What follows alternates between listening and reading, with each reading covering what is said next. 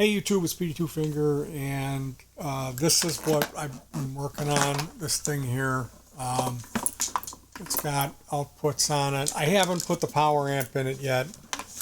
You put a couple of batteries in here to power this MP3.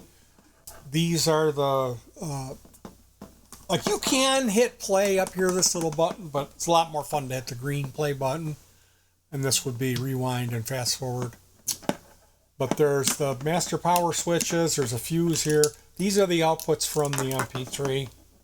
And then this is the 48 volt in. There's going to be a panel here that you don't see. I did this work today, and I'm not finished with it. But the power amp's going to go in here, and that'll have like volume, master volume, satellite volume, treble, bass frequency, and bass level. And that's because it's a three-way amp. It's the amp is rated at 600 watt class D, and it's 300 watts coming out of the sub port, and 150 per each satellite. So this is the Zoom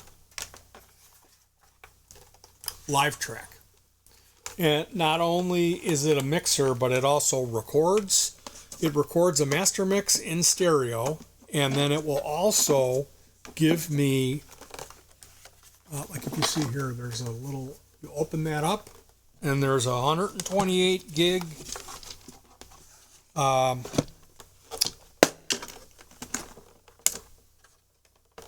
memory card. There's a SanDisk Type 10, 128 gig. So this, the Zoom here sits on top, and there's a strap that I don't have connected that goes over the top to keep it in place. But this mixer here will be powered by an internal battery. We've been using 5 volt stuff, and I've got a whole bunch I can show you. This is probably something like this. Is it's got 18650s in it. This is a real lot of capacity. This is a 20,000 Amalfi Executive. This is a 10,000, and like right now she's running. My wife has been using that, and it'll power her multi-effect all day. And it's now that's 5 volts, but we have these step-up transformers. These little guys. Those are really nice. You can order them, but they're reverse polarity, so you need to flip-flop the polarity on the output of it. You need to use a soldering iron. Now,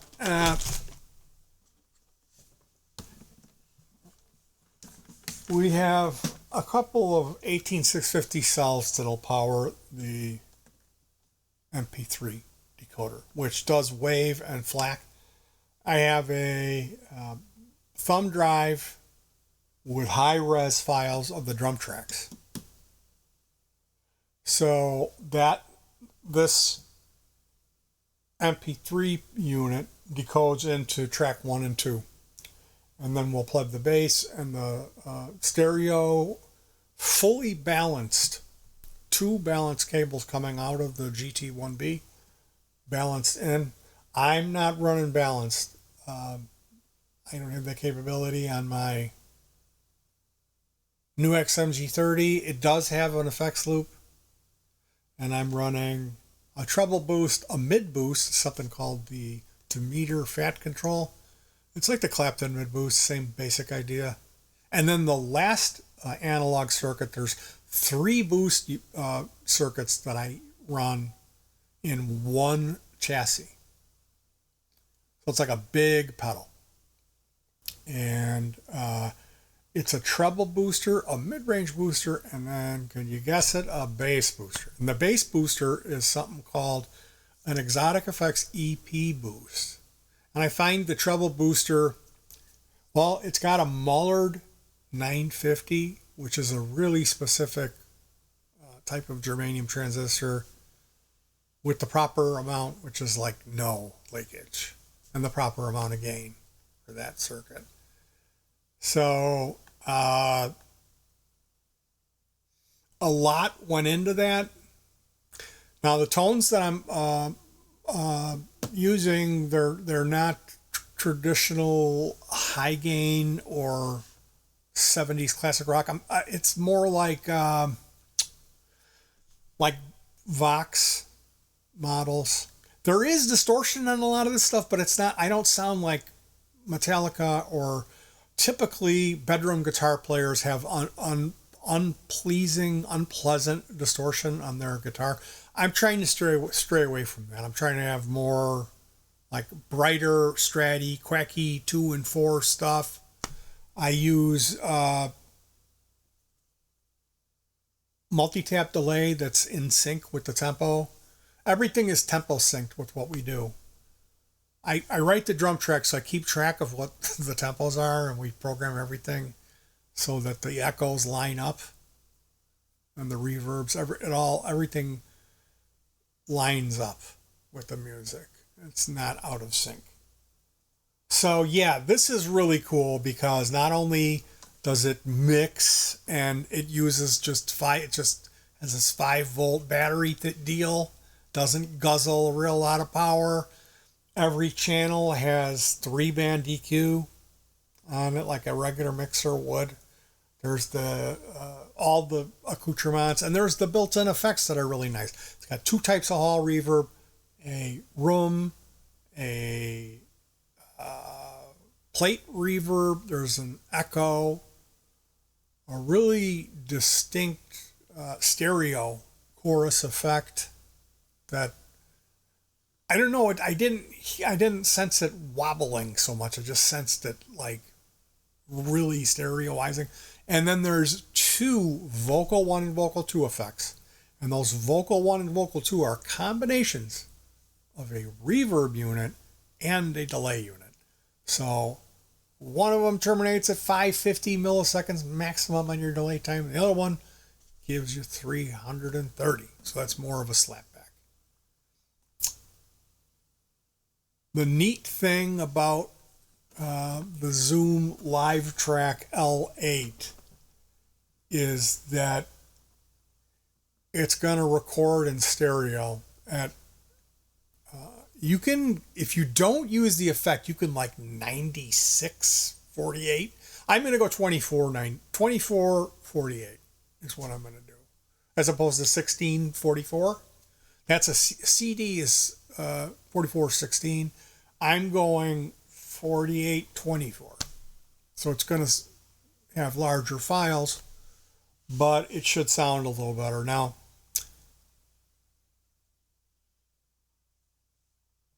the really neat thing about the LiveTrack is that not only does it record a master stereo, like for each song, there's a folder with a big number on it, and there'll be the master recording and then a recording for each input, which is awesome. That means I get stereo drums, stereo bass, stereo guitar.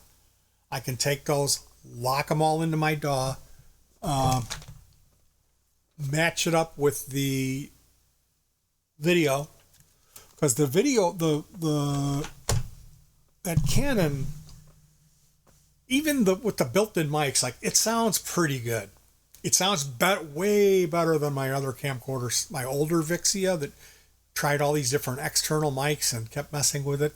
This has the sound figured out on it. Now, we're not going to be bleeding a lot of that sound into the final mix. It's mostly going to be just the raw stereo data that I will then process. I can do my own dynamics processing using compressors, limiters, and then of course reverb and delay or whatever other effects I need. I'm not going to need a real lot. It's already processed. I can throw HQ reverb on it and in post, and get like some drum plate reverb. And I mean, we'll see. I'm sure there will be chances for me to get goofy with it and also eliminate mistakes. Typically, I'm the one making goof ups and flubs. And in the past, I can cut that whole chunk out and then go to another part of the song where I didn't make that mistake and copy that part of the song and replace the area where I made the mistake with a file where I didn't. And it's usually, I can usually, I mean, there's the other things I can do. I can take it and just chop that, right where the mistake is, I put a cut, and right after it, I put a cut, and then you can reverse it. So you can have it like where all of a sudden the song plays backwards for a second, which sounds like a cool effect, but it's really hiding an error. So there's all different ways to do that. When you're working with just one master track of everything mixed together, it's really not as elegant to do editing like that. But if you have individual tracks, which I'm going to have that now. So this is like, I never dreamed I would be able to do it this way. Never. I never in my wildest imagination did I think you're going to have separate stereo tracks for everything. And I didn't even know they made this device, this Zoom LiveTrack L8, but it showed up on an auction, and I looked up what it is, and I was like, this thing would rule. This thing would really be helpful for what we do. Because my wife and I, we go out remote, outdoors, and play our original music. And it's not a serious thing. We're not talented. We're less than mediocre. But it's nice for all of our work to get a video of it. And then if you can get the sound to be really good, like for what we paid for this, I like to pay half of retail. And we did good on this. This was not bought new. It was bought used. The people who bought it, they had put 2 90s hip hop songs into it. Some kind of crisscross, gonna make you jump. And then there was one file of a woman's voice saying something unintelligible. And then there was another 10-minute track of silence that they had recorded. And I think they, whoever bought this, that maybe they were like, have you ever know like a weed dealer who has a bunch of money, and like they just, like a rich guy that lives at home, single, doesn't know what to do with his money, so he'll just like go out and buy stuff.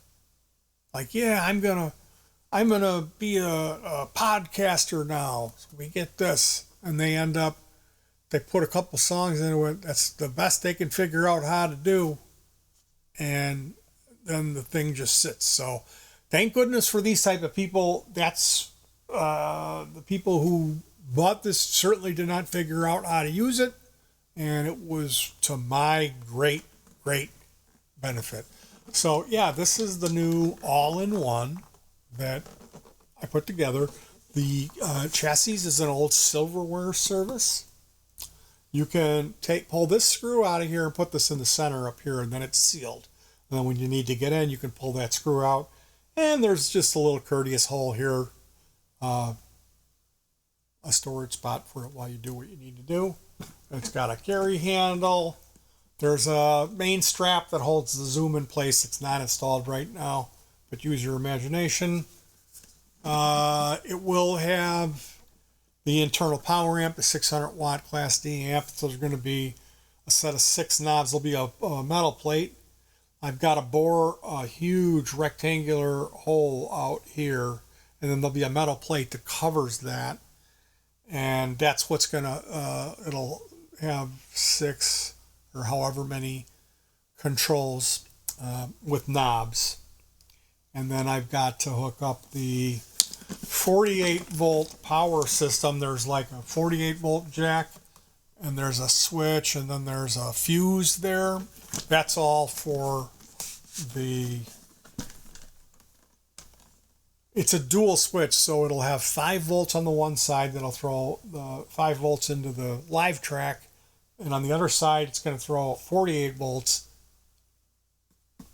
to the power amp. And then there's this here is 9 volts It's about 8.5. And that's on just this switch, and that throws that down to the MP3, which is going to just play the drum tracks. And that's these two cables here that you see coming out of the box. That's out of this. So it's playing the drums into track 1 and 2. So basically, when we get to the remote location, we throw this down. There's the speaker jacks and the sub jack. So we plug our 3 speakers in. There'll be cable or cables from the bass. She's going to have fully balanced, a pair of balanced cables coming out of her GT1B. And then I'm running unbalanced because my UX MG30 is not a balanced device.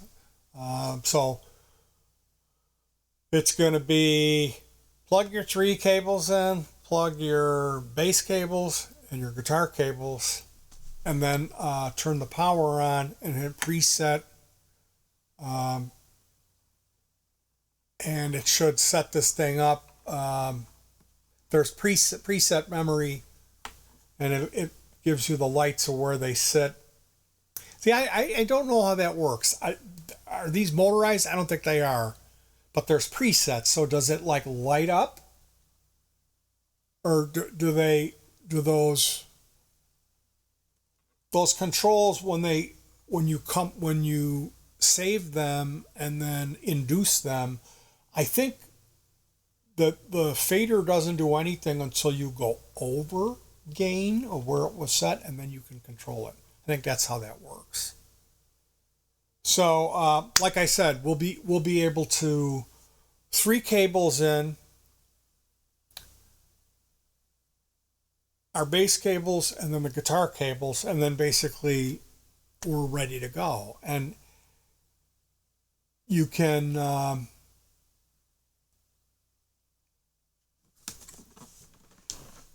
like first I'll walk out to the tripod and hit record manually. That's the downside. There's no remote for this. So I hit record on the camera. I come back and hit record on the mixer. And then I hit play on this green button here. And when we're done, I'll end up with a file. For each song, there's a full folder it makes on the memory card, and it has a huge number on the header of the file. And it'll have a master, which is 2-track out. Everything summed, the drums, the bass, and the guitar. However, I have the mixer set. An additional 6 more tracks, 1 representing each track for each input. So it'll be 2 for the drums, 2 for the bass, and 2 for the guitar. And then there's going to be the video is in the camera, and the video has embedded stereo audio. So when I load up my editing software, it'll be the main video track, underneath it, stereo audio from the Canon, from the video. I probably won't use the master. I'll probably just use the individual tracks, and then you sync those up, and then you can start mixing, which is, I'll be more than likely using a master limiter and a compressor, and then effects. I mean, it's pretty much the sky's the limit. And I have all that, and I already know how to do all that. So as before, I was working with a device just like this, but the mixer didn't record. And I had another separate outboard box that was slaved to the mixer that would record the 2-track audio. So I was doing it that way. Now, it's one less thing that I got to bring. It's also less power. This is running off of 5 volts. It'll be a USB power pack running it. So it's an evolution. We're also going to have a higher quality of recording. It's going to be higher, like bit rate and sampling rate and bit rate.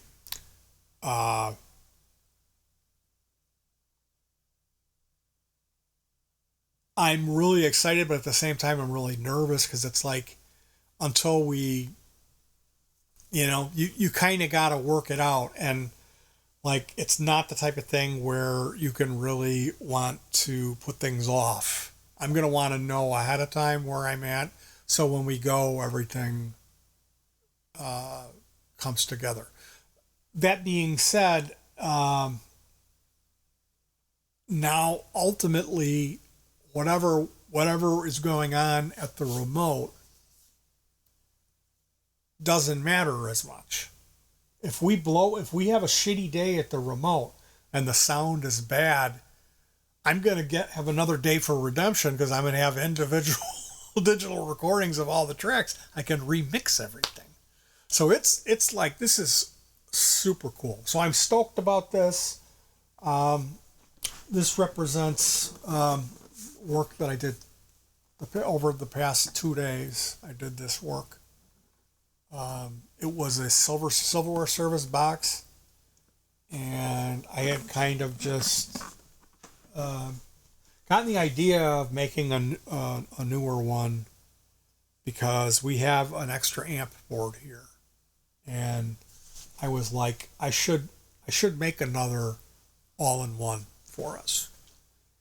And right after that, I saw this on auction, this recorder, and I'm like, I didn't even know it existed. So we won the Zoom live track, and then and it's like the weather is coming into that where it's going to be cooler. So look for more music. There's a whole day worth of music that I shot that hasn't been edited, that's using the new camera, and it's still going to sound great. There's nothing wrong with the old way we were doing it, really. Still going to sound really good. But it's only going to be getting better, and I am absolutely flabbergasted how lucky I am to be able to do this work. To be able to get my hands on stuff like this and paying like half of retail, that's awesome. Because I wouldn't have been able to justify buying this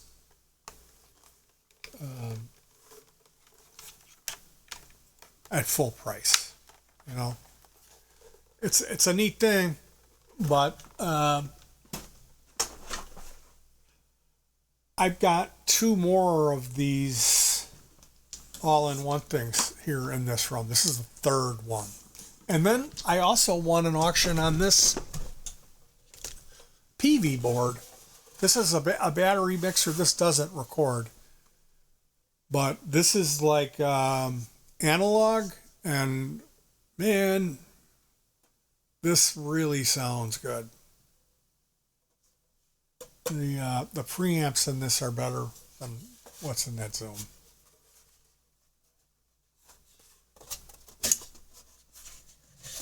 Maybe I'm wrong about that. I don't know. It seemed to me that thing, it had something to it. I just plugged a mic into it with headphones, and I was like, damn,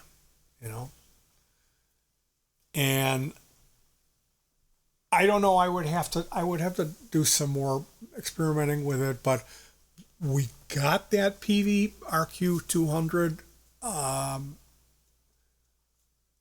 for $27 shipped. So I did pretty good, huh? What do you say? Did I do all right? Hats off to Petey. All right, you guys. Where's Keita? Can you plug his ears? I'm going to blow my horn. Okay. Oh, okay, stop. He's still scared. Poor baby. I blew Petey's horn. I tried to help you. All over. Come on. I got all kinds of good stuff back here. It's really dusty, though. Holy cow. This is my Captain My yachten. My yachten. And then I gotta, since I'm showing off all my cool stuff.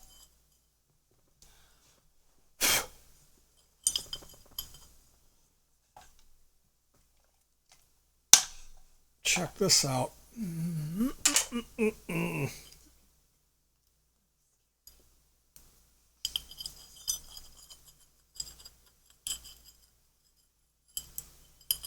Oh yeah.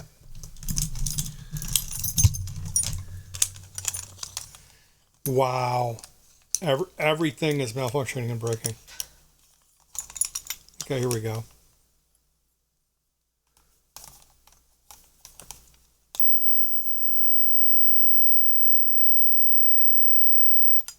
You see that?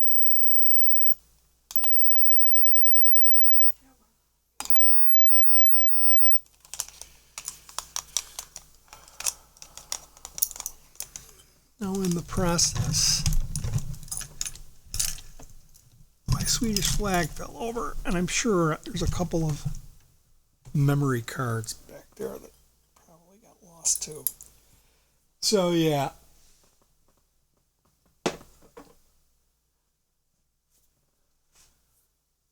I can have the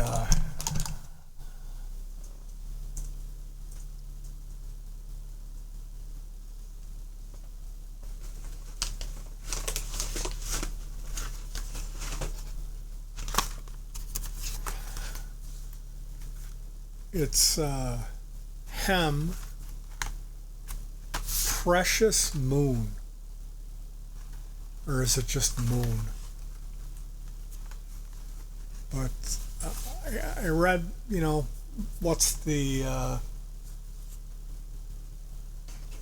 best-selling fragrance or the favorite, and that one came up, and it's not bad. It's not bad. I mean, you typically incense is like, eeh. There'll be like it doesn't smell good, but this stuff smells pretty nice. So, thank you for choosing to spend a little time with me today here. I really do appreciate that. We'll have more music. I feel bad because I try to live a balanced life, and it's like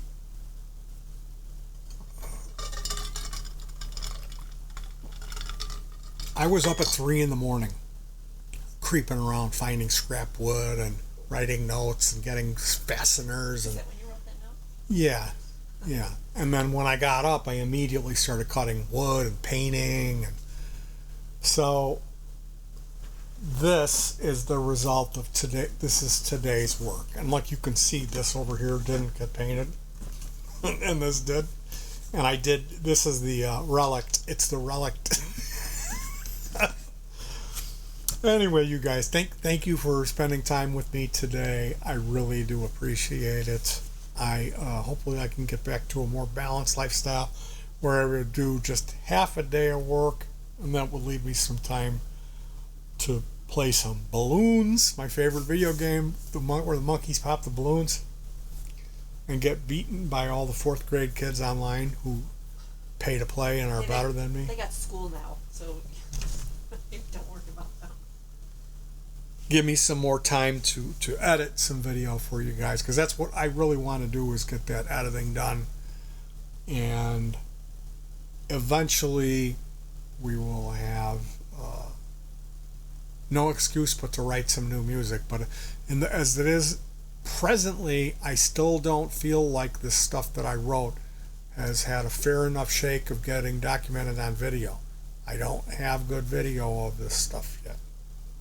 So stay tuned, because that's what's coming, is music that I've written over the past year plus. It's good music.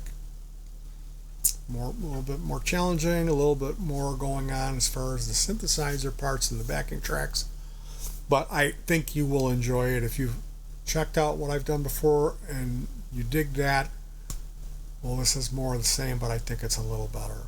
So that's why I've been having that in the back of my mind of wanting to get that out for you guys. And it's like, It'll happen. And I'd rather do it where it's a thing and it takes longer than to rush it. Ultimately, I'm doing this to please myself, so it doesn't really matter either way. But talk to you guys later. Hug your pets. Stay cool. And peace.